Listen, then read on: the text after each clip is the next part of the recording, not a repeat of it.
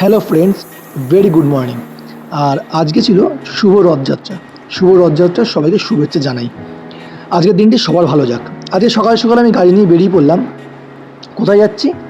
যাচ্ছি হলো আমার বাড়ির সন্তান মিনিমা, যাকে আমি রাস্তা থেকে কুড়িয়ে নিয়ে এসেছিলাম বাচ্চা দিয়েছিল বলে, এবং সে বাচ্চাকে সবাই অবহেলা করছিল, তাই আমি বাড়িতে তাকে স্থান দিই এবং সে এখন আমার বাড়ির সন্তান। তাকে আজকে নিয়ে যাচ্ছিলাম স্টেরিলাইজেশন করানোর জন্য। তার আজকে অপারেশান ছিল।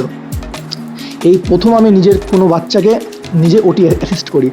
জীবনে তো অনেকবার ওটি অ্যাসিস্ট করেছি, তো যে কীরকম ফিলিং হচ্ছিল নিজের বাচ্চার ওটি অ্যাসিস্ট করার সময়, মানে বুকটা সবসময় ধরপড় করছিল ভয়।